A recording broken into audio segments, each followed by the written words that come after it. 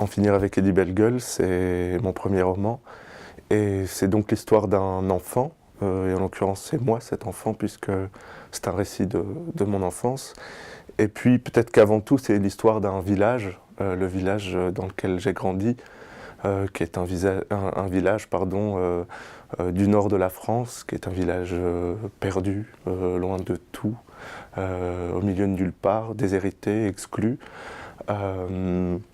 qui est aussi un village qui vit dans une misère très forte, un village dans lequel les gens sont soit ouvriers pour les moins chanceux, ou n'ont pas de travail pour les plus chanceux d'entre eux.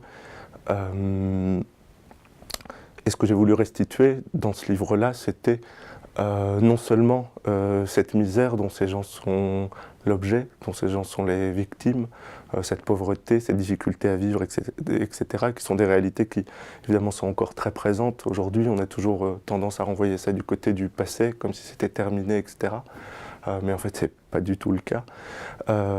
Et puis aussi, j'ai voulu restituer la violence de ce monde-là, qui est une violence très particulière, qui est une violence très forte, qui elle-même est due à la misère, à l'exclusion, qui est la violence partout, la violence de tous contre tous, des hommes sur les femmes, des hétérosexuels sur les gays, des ouvriers sur les RMistes, des RMistes sur les étrangers qui y voient à la télévision, puisqu'ils en croisent assez peu.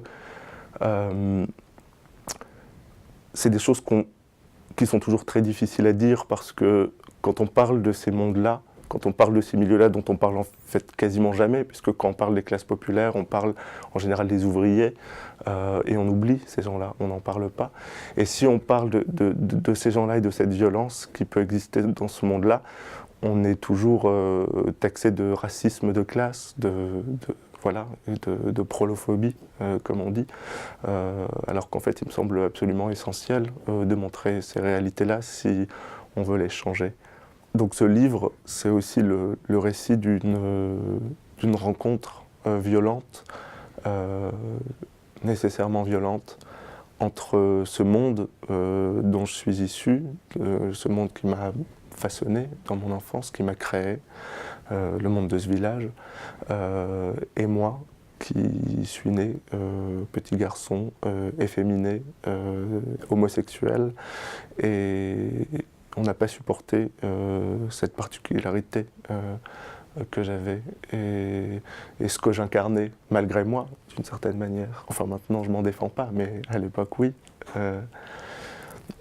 Et donc cette violence, elle n'a pas cessé de s'abattre sur moi.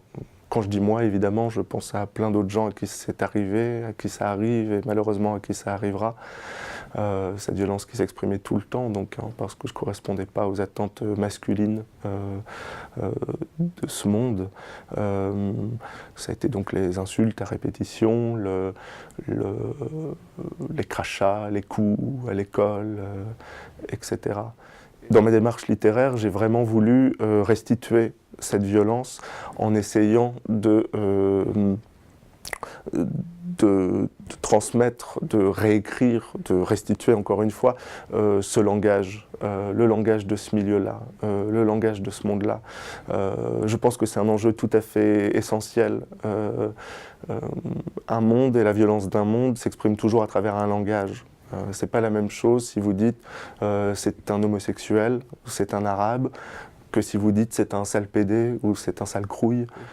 Un enjeu politique et littéraire qui consistait à restituer ce langage et d'une certaine manière à ne pas le trahir, sans en faire l'éloge évidemment. Ne pas faire comme par exemple Céline, qui est un écrivain que j'admire énormément, mais qui est évidemment quelqu'un à qui je ne me mesure pas, mais qui, quand il restitue le langage populaire, restitue un point de vue bourgeois sur le langage populaire, qui est très beau, qui est très fort, qui est très violent aussi, mais qui n'a rien à voir avec ce langage-là. Et donc, peut-être que c'était une des principales difficultés de ce livre, c'est de faire du littéraire avec du non-littéraire.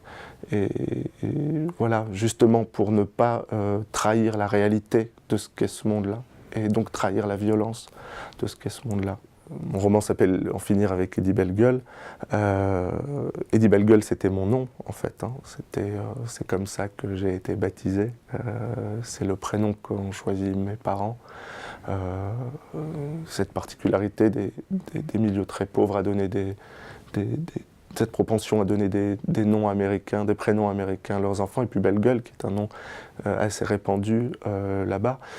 Et il est évident que pour me construire, j'ai dû rompre avec ça, rompre avec ce milieu et rompre avec ce nom, en fait, puisque évidemment ce nom-là, c'était une histoire, c'était pas seulement un nom. Ce nom, il contenait des expériences, il contenait toute une histoire, voilà. Et il est évident que le livre, à la fois, montre comment j'ai essayé de rompre avec Eddie Bellegueule, en finir avec ce que j'ai été, avec ce qu'on avait fait de moi, pour me réinventer. Et le livre aussi entérine, je pense, et j'espère, cette rupture. Un des enjeux aussi de mon livre, quand je parle justement de cette trajectoire de transfuge, de la difficulté à s'arracher à son milieu, de fuir son milieu, etc., c'était de montrer d'abord que c'est évidemment quelque chose de très douloureux et très difficile, hein, comme l'ont montré des gens comme Pierre Bourdieu ou Annie Ernaux, mais que c'était aussi quelque chose qui pouvait être vécu presque par défaut. Au début, ça a été très dur. C'est-à-dire, on vous demande toujours mais pourquoi tu as renié ton milieu et pourquoi tu as renié ces gens-là. Ce que j'essaie de montrer dans ce livre, c'est que quand vous n'y correspondez pas, vous êtes renié bien avant. Évidemment, ce n'est pas une mise en cause de ces gens-là que je fais. Ce n'est pas une mise en cause de ma famille, ce n'est pas une mise en cause de ce village. Ce n'est pas une accusation, ce n'est pas une vengeance. C'est presque le contraire, c'est même totalement le contraire. C'est une tentative pour comprendre et c'est même des excuses. C'est un livre qui aurait pu s'appeler Les excuses sociologiques et j'espère que ce livre, Les excuses, que j'ai réussi à ça.